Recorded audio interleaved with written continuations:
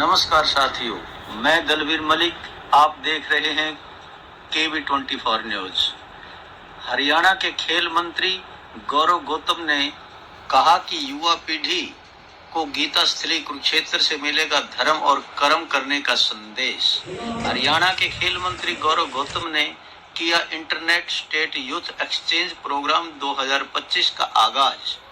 24 राज्यों के 600 से ज्यादा युवा पहुंचे कुरुक्षेत्र संस्कृति के महाकुंभ में। खेल मंत्री ने प्रदर्शनी का किया अवलोकन। युवा पंचायत का स्टॉल बना आकर्षण का केंद्र।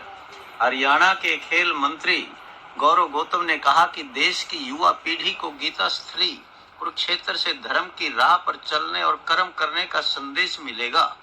इसी पावन धरा पर हजारों वर्ष पूर्व भगवान श्री कृष्ण ने महाभारत युद्ध के दौरान विश्व को कर्म की राह पर चलने के लिए गीता के उपदेश दिए थे।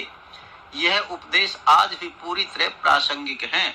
इसी पावन धरा की माटी से आने वाली महक से देश के कोने कोने से पहुंचे युवाओं को कर्म करने का संदेश मिलेगा। इस संदेश को युवा पीढ़ी अपने जीवन में धारण करेगी और देश को वर्ष 2047 तक भारत को विकसित राष्ट्र बनाने में युवा पीढ़ी अपनी अहम भूमिका अदा करेगी। हरियाणा के खेल मंत्री गौरव गौतम बुधवार को कुरुक्षेत्र विश्वविद्यालय के सभागार में युवा अधिकारिता एवं उद्यमिता विभाग व कौशल विकास एवं औद्योगिक प्रशिक्षण विभाग हरियाणा के तत्वाधान में आयोजित 25 जुलाई तक चलने वाले inter state youth exchange programme 2025 के उद्घाटन सत्र में बोल रहे थे।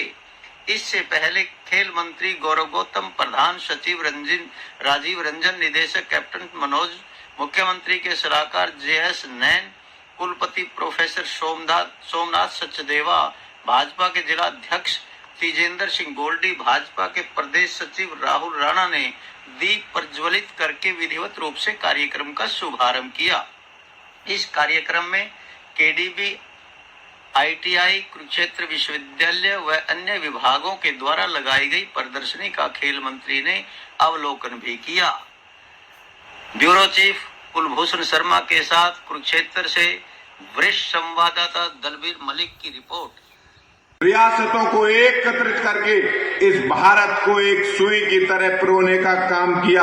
आज पूरा भारत एकजुट होता दिखाई दे रहा है। वह इस अथक प्रयासों से आज हम उस महान विभूति को याद करते हुए एक भारत श्रेष्ठ भारत के सपने को साकार करते हुए उन्होंने न ही केवल राजनीतिक एकता स्थापित की, बल्कि उन्होंने भारत के बीच राष्ट्रीय एकता और अखंडता को बनाए रखने के लिए, उसको मजबूती देने के लिए आज हम सब लोग मिलकर राष्ट्रीय एकता दिवस मनाते हैं। 31 अक्टूबर को आज देश में एक प्रकार गुजरात के अंदर स्टैच्यू ऑफ यूनिटी की जो सरदार वल्लभ भाई पटेल जी की प्रतिमा है, वो एक प्रकार का देश को जोड़ते हुए दिखाई देती है। मैं आपको साथियों बताना चाहता हूं कि वो स्टैच्यू ऑफ यूनिटी, उसमें भारत के हर गांव का लोहा, हर गांव की मिट्टी उस स्टैच्यू ऑफ यूनिटी में। इस देश के यशस्वी प्रधानमंत्री जी ने यह एक सोच थी कि भारत की युवा शक्ति दुनिया का सबसे युवा देश है, और इस देश का युवा, जो इस देश के प्रधानमंत्री जी ने सपना देखा है विकसित भारत 2047 के बाद, 47 का भारत, जब भारत आजादी के 100 साल मना रहा होगा तो दुनिया का सबसे शक्तिशाली देश भारत होगा।